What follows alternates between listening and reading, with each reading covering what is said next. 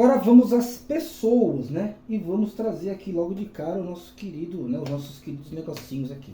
Bom, o que é uma pessoa, né? Ah, um ser humano, um animal... Não é isso que eu tô falando. O que é uma pessoa, geometricamente falando? Não é tão simples de responder, né? Mesmo porque também as pessoas aí variam, né? O número, né? A largura, o volume, a altura, o tamanho do pé, do pé, tamanho do, né? Das pernas e tal. Então isso muda. Mas o que é uma pessoa geometricamente? Eu sou engenheiro, por isso que eu também gosto de matemática, né? Então eu atuei na engenharia antes de atuar na psicanálise e antes de atuar na matemática como professor e tal. E eu me lembro que eu trabalhei com o pessoal do metrô e tal, né? E eu me lembro que lá a pessoa, ela era uma elipse. O que é uma elipse? Elipse é isso aqui, né? É esse círculo esticado. Não. Isso aqui é uma elipse, ou no caso uma pessoa. Ela não é o círculo. Não é o círculo. Não vou nem desenhar para não ficar, né, poluindo demais a folha. Ela não é um círculo, também é um quadrado. Bom, beleza. Descobriu que ela é, né?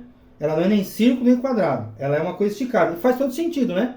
Porque os ombros da pessoa, né, a distância de ombro a ombro é maior que da barriga para as costas. Aí tem as mulheres, tem os seios, né? Então, cada medida é uma medida. Na média é uma elipse, porque a largura é maior, né, do que o comprimento, né, no caso aqui a altura, né? Então, isso aqui é uma pessoa. Então, essa aqui é a nossa pessoa genérica. Agora, quais são as medidas disso? Aí é interessante o seguinte. Eu me lembro que eu já fiz a continha para saber quantas pessoas cabem no mundo. Isso aí vai virar um vídeo depois, mas mais para depois, né? Quantas pessoas cabem não, né?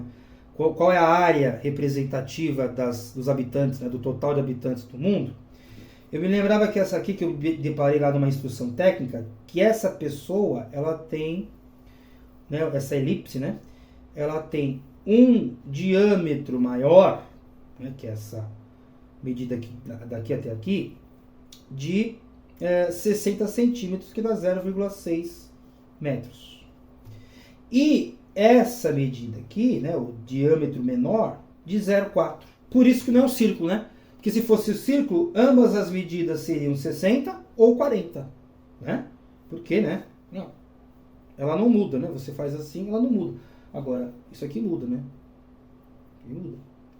Então, a instrução técnica lá dos bombeiros, eles utilizavam essa aqui, né? Essas medidas aqui. Eu entrei na internet e vi que a instrução técnica 45 dos bombeiros, mais precisamente no item 6.2.8, diz o seguinte acerca da largura. A largura. Ó, as rotas, inclusive isso aqui, né? Esse aqui é do corpo de bombeiros, tá? Ó, corpo dos bombeiros, né? Aí ele diz o quê? Ele diz assim, ó, as rotas de fuga dentro do túnel da onde? Do metrô, que eu trabalhei no metrô. Então, vai aparecer a foto aí, você tem os trilhos à esquerda, você tem uma passarela, que é uma rota de fuga, em caso de emergência, né, ao lado dos trilhos e na altura do trem, né? Então ali, aquela largura, né, é um negócio assim de novo, mais uma vez esse retângulo, né? É o comprimento do túnel, que eu não sei qual é, porque não importa agora, mas a largura dele é essa largura aqui, 60 centímetros. No caso aqui, perdão, é 61 centímetros. É 0,61. Interessante, mudou um centímetro de lá para cá, que faz aí mais de 5, 6 anos que eu não trabalho com isso. Então os bombeiros atualizaram essa informação. Mas eu não encontrei essa informação aqui, qual é a distância da pessoa, né? Qual que seria a largura da pessoa, né? Melhor dizendo, né? Distância a gente pode até tomar das pessoas, mas a pessoa não tem distância. Então, essa distância é 40 metros, que eu me lembro, que essa conta dá 0,24 metros. Não é isso? Metros quadrados. Mas calma. Então, ó, para terminar de ler aqui, ó, As rotas de fuga dentro do túnel devem estar desobstruídas, com largura mínima de 0,61 metros na superfície da passarela utilizada como rota de fuga em emergência. Então ela tem que ter no mínimo 0,60 metros. No mínimo, não. Tem que ser essa tripa aqui, essa estria aqui, essa faixa aqui, de 60 centímetros de largura. E o comprimento? O comprimento não importa. O comprimento, na verdade, ele vai ser o tamanho do túnel, né? Então o comprimento não importa. Mas o que importa é o quê? Considerar uma pessoa como sendo essa elipse de largura 60 centímetros. E aqui, bom, não pode ser o mesmo. Senão seria um círculo, né? Então, e seria totalmente anacrônico não, né? Seria totalmente errado mesmo, né? Porque uma pessoa não é um quadrado, não é um círculo, ela é uma coisa esticadinha mesmo. A largura dela é maior do que o comprimento, né? E a altura também pouco importa, apesar que tem um número mínimo lá, mas isso aí para nós não importa, porque nós não estamos tratando de volume, nós estamos tratando, né, de largura, né, do caso da figura plana, etc, etc. Então, a pessoa é considerada como sendo uma largura, como tendo uma largura de 60 metros, de 60 centímetros, 0,6 metros. E aí, a altura dela é 0,4. Faz sentido ter um tórax ali de 40 centímetros? Faz sentido. Então, minha memória não está tão ruim. Né? Então, isso aqui não é um círculo e isso aqui não é um quadrado, não é um retângulo, né? Ah, e a conta que eu falei, né? Eu falei há pouco aí, 0,24, tal, não sei o quê. É até interessante que eu vou fazer duas medidas para aproveitar a folha também e mostrar como faz diferença essas diferenças, né? Essas mudanças, né? Ó, se uma pessoa fosse um retângulo, assim como é a paulista, né? Ela seria um retângulo de 0,6 metros por 0,4 metros, né? Isso dá 0,24 metros quadrados.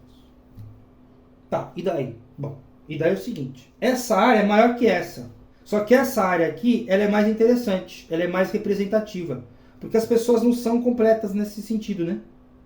Então aqui você pode encaixar uma outra. Então você põe mais pessoas em 1 metro quadrado. Porque cada uma tem 0,24. Aliás, porque cada uma vai ter uma área. Se eu pego 1 metro quadrado e divido por 0,24, eu vou ter, né, ó, vou até fazer aqui, 1 metro quadrado dividido por isso, eu vou ter 4,17 pessoas por metro quadrado.